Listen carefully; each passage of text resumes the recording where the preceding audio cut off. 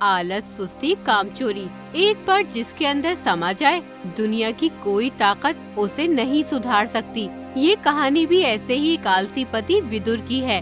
विदुर एक नंबर का कामचोर और आलसी लड़का था। उसके माता पिता उसके आलस से बहुत ही परेशान थे। सुबह के 11 बज रहे हैं विदुर, तू अभी तक सो रहा है? चल उठ जा और अपने पिता के साथ काम पर जा। सोने दो ना माँ, मैं ख्वाब में बहुत ही स्वादिष्ट खाने और बहुत सुंदर सा घर देख रहा हूँ जिसका मैं मालिक हूँ।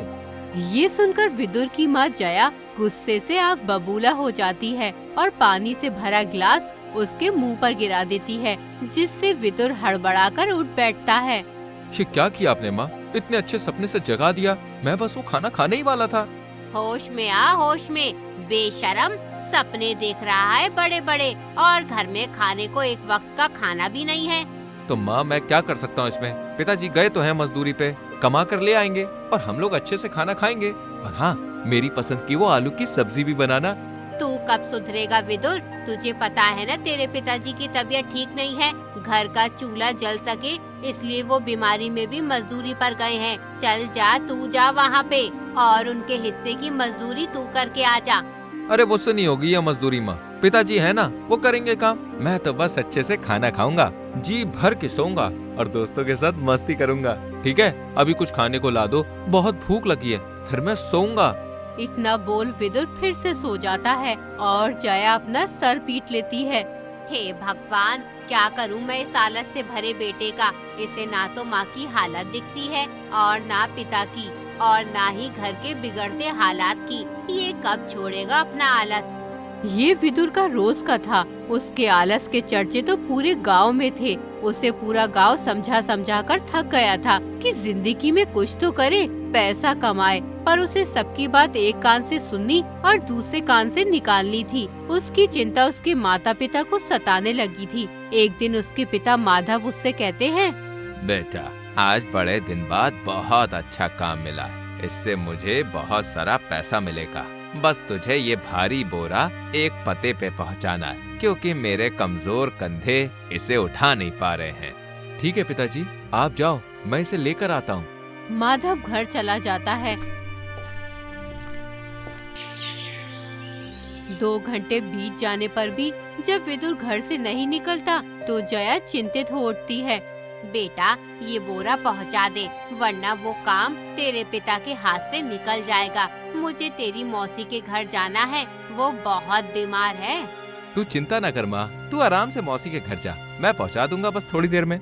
विदुर ने कई बार उठने का सोचा, पर उसके अंदर भरे आलस ने उसे उठने न दिया। रात को जब विदुर के माता पिता घर लौटे तो विदुर पर भड़क उठे। तेरा ये आलस हमें बर्बाद करके छोड़ेगा विदुर। तुझे ये बोरा पहुंचाने को कहा था, तेरी वजह से मेरा इतना बड़ा काम चला गया। मैंने सोचा था पिताजी कि पहुंचा दूंगा थोड़ी देर में, फिर मेरी आंख लग गई और मैं सो गया। अभी देखो मुझे भूख लगी है, मेरे खाने के लिए कुछ बना दो माँ, तब तक मैं अपने दोस्तों में घूम फिर के आता हूँ। विदुर को माँ बाप के गुस्से से कोई फर्क नहीं पड़ रहा था। वो घर से बाहर चला जाता है। ये देख उसके माता पिता चिंता में आ गए। सुनिए जी, विदुर इतना बड़ा हो गया है, अभी तक कोई काम काज नहीं करता, यहाँ तक कि घर के काम में भी हाथ नहीं बटाता। ऐसे कैसे चलेगी इसकी जिंदगी? चिंता तो मुझे भी हो गई है। इसकी उम्र के गांव के सारे लड़के कितने कामयाब हैं, कितना पैसा कमा रहे हैं, और एक ये है कि इसने तो मेरी बेइज्जती करवा के रखी हुई है। आप सही कह रहे हो जी, क्यों ना हम विदुर का विवाह करवा दे किसी अच्छी लड़की से। पत्नी की जिम्मेदारी सर पर पड़ेगी तो क्या पता वो अपना ये आलस भूल जाए और एक जिम्मेदार पति बन जाए। ये तो तू सही बोल रही है भाग्यवान। मैं आज ही अपने जानने वालों से बात करके विदुर के लिए एक अच्छी सी लड़की ढूंढता हूँ और जल्दी से जल्दी इसका विवाह करवा देता हूँ। अब एक यही रास्ता बचा है। ये सोचकर दोनों पति पत्नी की चिंता जैसे थोड़ी हल्की हो गई थी। माधव ने अपने ही गांव की एक सुंदर और घरेलू लड़की आशा से विदुर का विवाह करवा दिया।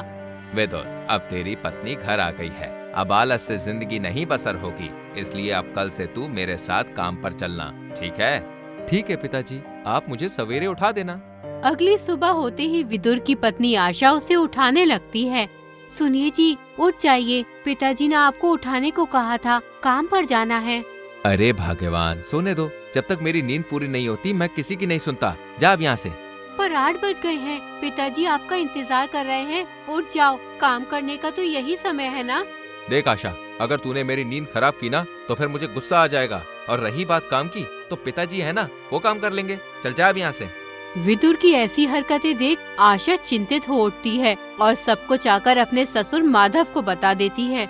तू चिंता ना कर बहू, विदुर मन का बुरा नहीं है, बस आलस से भरा हुआ है। इसे बस खाना, घूमना और सोना पसंद है। काम तो इसने आज तक नहीं किया, इसलिए तो मैंने तेरे से इसका विवाह करवा दिया। अरे तेरी जिम्मेदारी पड़ेगी तो खुद ही काम करना सीखेगा।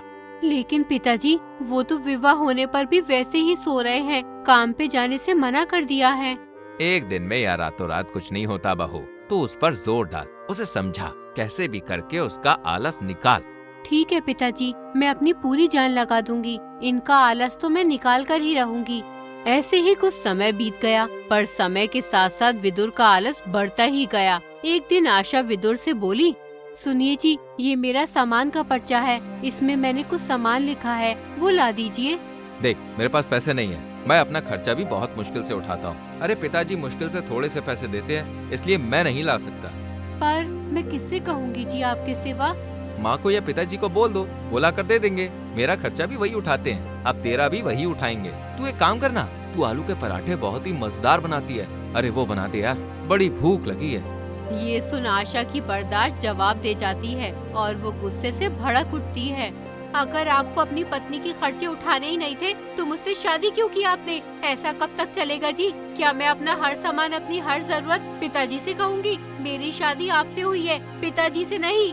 अरे मेरी शादी भी तो पिताजी ने करवाई है ना, वो भी तो जानते थे कि मैं कुछ करता वर्ता नहीं हूँ। चल अब तू ऐसे गुस्सा मत कर, कुछ खाने को बना दे मेरे लिए। अरे बहुत थकान हो रही है। ये सुनकर आशा मन ही मन बड़बड़ाते हुए खाना बनाने जाने लगती है। थकान तो ऐसे बोल रहे हैं जैसे पत्थर तोड़कर आए हो। हे भगवान, ये तो आलसी नंबर 1 है। ऐसे कैसे मेरी जिंदगी चलेगी? कैसे निकालूं इनका आलस? विदुर के माता पिता और उसकी पत्नी उसके आलस से तबाह हो चुके थे। उस दिन विदुर के पिता को काम नहीं मिला और ना ही घर में खाना बना। विदुर घर में आया तो आशा से बोला, आज तो दोस्तों के साथ बहुत मजे किए मैंने। अरे मैं बहुत थक गया हूँ, जा आप जल्दी से खाना बना दे। घर में खाना नहीं है जी, पिताजी की तबीयत आज ठीक नहीं थी। वो फिर भी गए थे मजदूरी करने, पर बीमार होने की वजह से किसी ने मजदूरी नहीं दी आज। ये सब तो ठीक है भाग्यवान, पर मैं भूखा नहीं सो सकता। पिताजी कुछ तो इंतजाम करो। अरे किसी से उधार ले लो, पर मुझे खाना चाहिए। माधव के सब्र की बस ये बर्दाश्त थी, वो गुस्से से चिल्ला उठे, बस बहुत हुआ विदुर, तू कोई छोटा बच्चा नहीं रहा कि अब भूखा नहीं सो सकता। अब मैं तुझे और तेरे आलस को और बर्दाश्त नहीं कर सकता। जा, निकल जा मेरे घर से। और हाँ, अपनी पत्नी को भी साथ लेकर जा। मेरे घर में तेरे लिए कोई जगह नहीं है। ये सुनकर तो मानो विदुर के होश ही उड़ जाते हैं। ये आप क्या कह रहे हो पिताजी? मैं कहाँ जाऊँगा? मेरे पास तो पैसे भी नहीं है। ऐसा मत कीजिए, मैं यही काम करूँगा आपके साथ। ऐसे वादे तू पहले भी मुझसे 100 बार कर चुका है, पर आज तक नहीं निभाया। इसलिए अब तू जा, मेरे घर से निकल जा। आशा बहू, जाओ अपने पति को लेकर। ये सुनकर विदुर अपने पिता से बहुत मिन्नत करता है, पर माधव उसकी एक नहीं सुनता और दोनों को घर से निकाल देता है। उनके जाने के बाद विदुर की माँ कहती है, ये आपने क्या किया जी? कहाँ जाएंगे दोनों? विदुर को तो जानते हो ना आप, पता नहीं आशा बहू का क्या होगा। आशा बहू की फिक्र है भाग्यवान, इसीलिए घर से निकाला है। अब ये काम करना सीख जाएगा। अरे खाली पेट इंसान से क्या कुछ नहीं करवाता, तुम चिंता मत करो। आप सही कह रहे हो जी, भगवान दोनों बच्चों की रक्षा करे। उधर विदुर और आशा एक रास्ते पर चलने लगते हैं। ये हम कहाँ जा रहे हैं जी? या बस ऐसे ही चले जा रहे हैं? कहा था मैंने समय रहते आलस से बाहर निकल जाओ, काम करना सीख लो, पर आपको सुननी कहाँ होती है मेरी बात। अरे भाग्यवान, एक तो खाली पेट मुझसे चला नहीं जा रहा, ऊपर से तुम सुनाए जा रही हो। सोचने भी दोगी कि आगे क्या करना है? सोचना क्या है जी, अब यहाँ आपके पिता नहीं है जो हमें खाने को देंगे, इसलिए अब आपको काम करना ही पड़ेगा। अरे तो क्या काम यहाँ पेड़ पर लगा है जो तुरंत कर लूं? पहले मुझे काम ढूंढना पड़ेगा, सीखना पड़ेगा, तभी तो मैं करूँगा। चल अभी ज्यादा दिमाग मत खा और मुझे सोचने दे कि मुझे आगे क्या करना है। ठीक है, पर थोड़ा जल्दी सोचो जी, खाली पेट अब मुझसे भी चला नहीं जा रहा। वो दोनों थककर एक जगह पर बैठ जाते हैं और आशा की आंख लग जाती है। तभी विदुर सोचने लगता है, क्या करूं भगवान, मुझे तो कुछ करना भी नहीं आता, और अगर आता भी तो मैं काम कैसे करूंगा। नहीं नहीं नहीं नहीं, मुझसे काम नहीं होगा, मुझे कुछ और सोचना पड़ेगा। पर क्या? बहुत सोचने पर उसकी दिमाग की बत्ती जली और वो खुश हो गया। हाँ, मिल गया रास्ता। हाँ, हम आशा के घर जाएंगे, मैं इनका जमाई हूँ, मेरी खूब खातिरदारी करेंगे, अरे मजेदार खाना खिलाएंगे, रहने को जगह भी देंगे, आशा भी अपने घर खुशी खुशी रहेगी और मुझे काम भी नहीं करना पड़ेगा। अरे मजे से रहूंगा ससुराल में। ये सोचकर विदुर आशा को उठाते हुए कहता है, अरे उठो भाग्यवान, रात होने को आई है, कुछ करना पड़ेगा हमें। हाँ जी, रात तो होने को है, अभी तक कोई इंतजाम नहीं हुआ है, कहाँ जाएंगे हम, मुझसे तो खाली पेट चला भी नहीं जाएगा। तू सही कह रही है, हमारे पास अभी एक ही रास्ता है, इतनी रात में ना काम मिलेगा और ना ही घर और ना ही खाना, हमें तेरे घर जाना पड़ेगा, वो यहाँ से पास ही में तो है ना। ये सुनकर आशा को गुस्सा आ जाता है। तो क्या मैं अपने माता पिता पर बोझ बनूंगी क्या जी? अरे तू मुझे गलत समझ रही है, हम बस वहाँ पर 1-2 दिन रहेंगे, जब तक मैं खाने रहने और काम का इंतजाम न कर लूँ। अब कहीं ना कहीं तो पनाह लेनी पड़ेगी ना।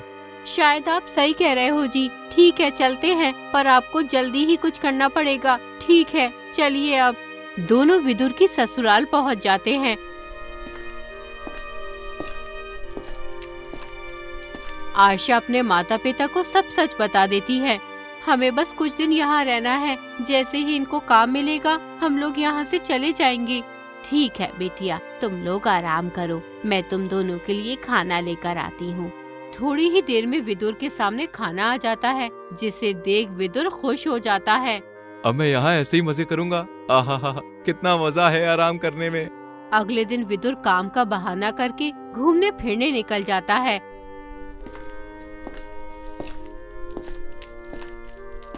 शाम गए जब घर आया तो आशा सवाल करती है, कोई काम मिला क्या जी? हमें और कितने दिन रहना होगा यहाँ?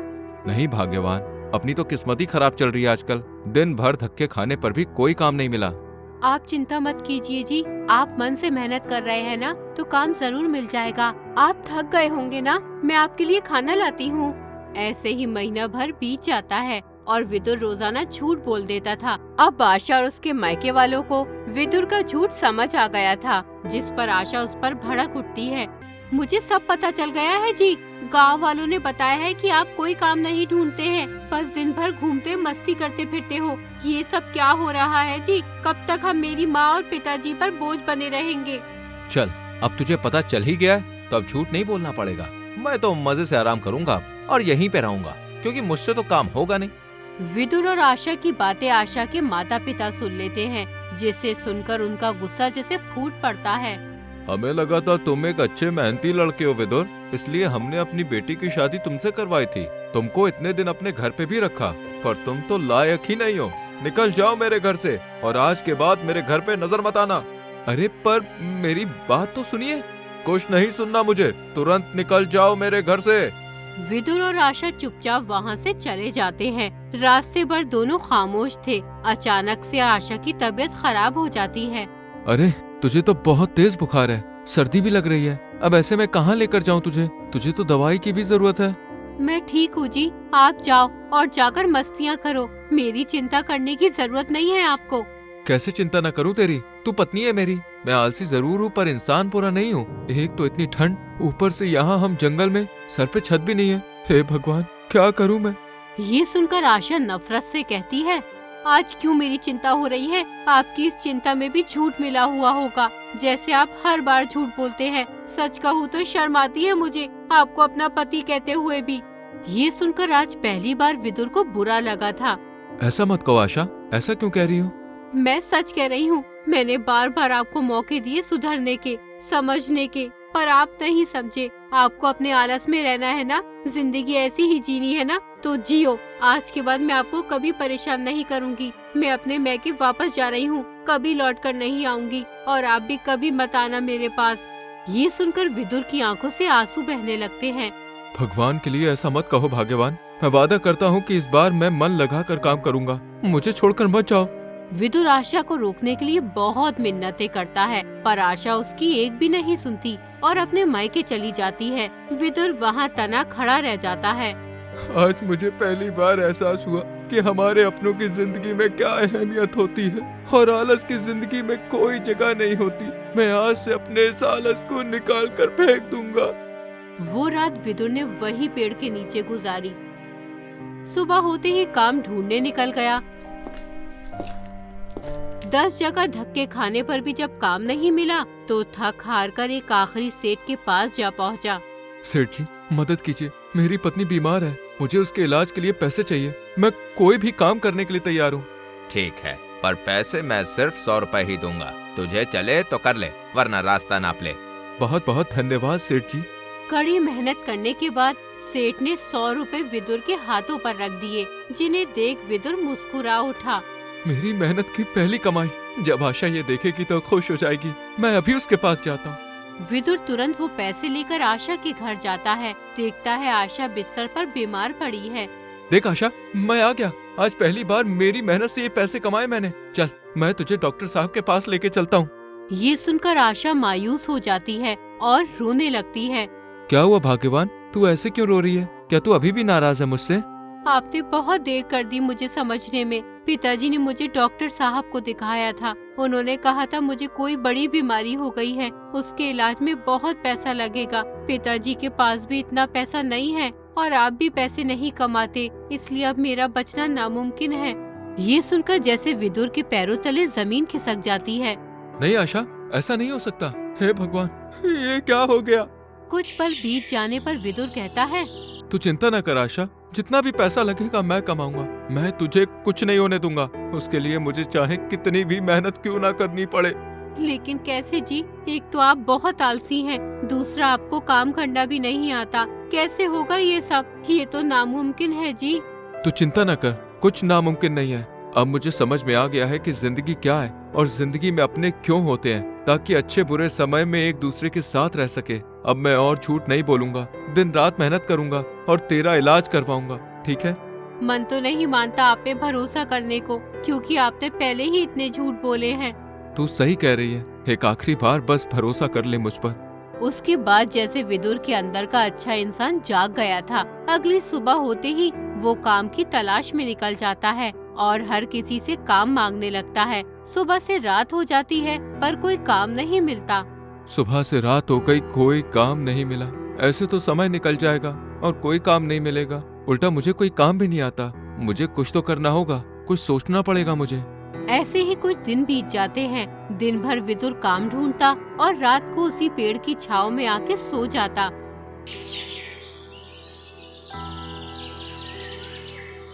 ना तो विदुर को कोई काम मिलता है और ना ही कोई तरकीब सूझती है। एक दिन अचानक उसे एक तरकीब सूझी। हाँ, ये सही है। मेरे पास कुछ पैसे हैं, इनसे कुछ सब्जियां खरीद लेता हूँ और वो सस्ते दाम पर बेच दूंगा। सस्ता देखेंगे तो लोग मेरे ग्राहक बन जाएंगे और फिर मुझसे ही सब्जियां खरीदेंगे। इससे मैं जल्दी पैसे कमा लूंगा। विदुर ने वैसा ही किया। अपने पास पड़े थोड़े से पैसों से थोड़ी सी सब्जी खरीदी और उनको सस्ते दामों पर बेचकर उन पैसों की और सब्जियां खरीद लेता है। ऐसे ही लोग उसकी सब्जी पसंद करने लगे और पूरे गांव में बस विदुर की ही सब्जियां बिकने लगती हैं। ये तो कमाल ही हो गया, पूरा गांव मुझसे ही सब्जी खरीदने लगा है। एक काम करता हूँ, अब फल बेचना भी शुरू कर देता हूँ। धीरे धीरे करके विदुर ने अपना दिमाग लगाकर अपना काम बढ़ाना शुरू कर दिया और इतने पैसे कमा लिए जिससे आशा का इलाज हो सके। वो उन पैसों को लेकर आशा के पास जाता है।